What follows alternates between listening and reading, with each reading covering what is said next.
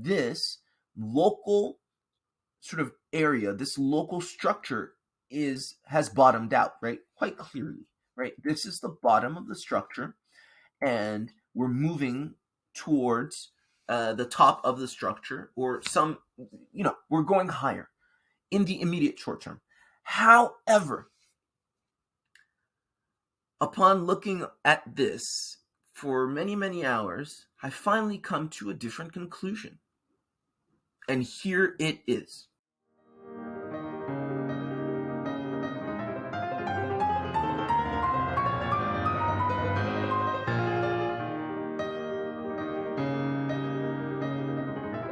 Hello, everyone. My name's Dean. Let's talk crypto. This is where you subscribe for daily Bitcoin updates and technical analysis. We track the price of Bitcoin as a proxy for the cryptocurrency markets at large. Today is January 5th, 2022, and I've got a new take on what the hell Bitcoin is doing, okay? I've been looking at this chart for quite some time. Yesterday in the live stream, I said, the title of the live stream, thank you for joining, by the way, was Bitcoin, why Bitcoin has bottomed out. And I do maintain that this local sort of area, this local structure has bottomed out, right? Quite clearly, right? This is the bottom of the structure, and we're moving towards the top of the structure, or we're going higher in the immediate short term. However, upon looking at this for many, many hours, I finally come to a different conclusion. And here it is. All right, here's what I'm seeing on the charts. Right. For weeks, I've been saying this is an A wave, and then this is a B wave. That is correct. And then I said this is a partial C wave, and then it's another A wave. That's actually correct. However, I have a better way to put that all together. All of this is one wave. This is a big A wave. And this, my friends, is the B wave. This is what I'm seeing on the charts. And here and only here will we have our impulse to the upside. That's what I'm seeing on the charts. This is what makes most sense to me right now. And why do I believe that is the most likely read of this price action is mostly because of what's happened here in this region, right?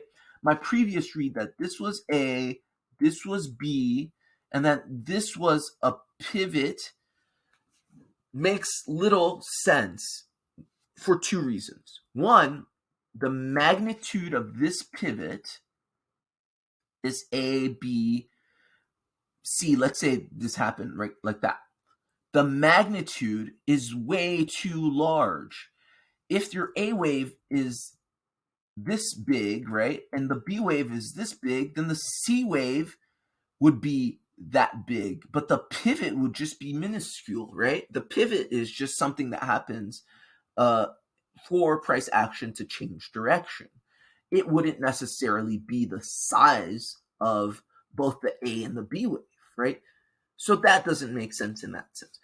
The second reason I feel like that is a weak case and a weak read, given what I know now, is we have yet to reverse course. If this indeed is an A wave and this indeed is a B wave, completed B wave, then why have we not gone up yet, right?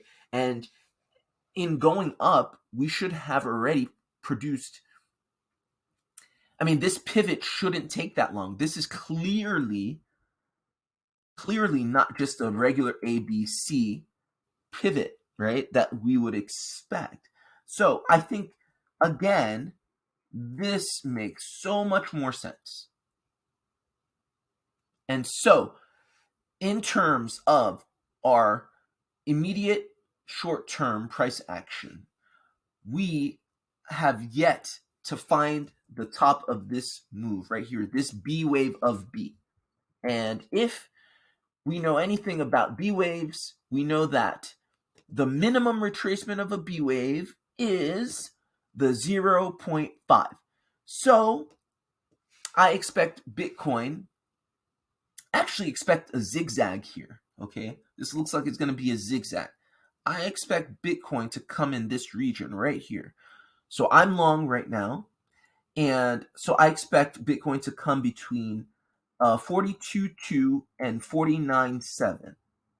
After which, I expect a nuke down to these range lows. And this theory not only satisfies this price action, right? It kind of turns that into a complex correction, which it's likely to be, right?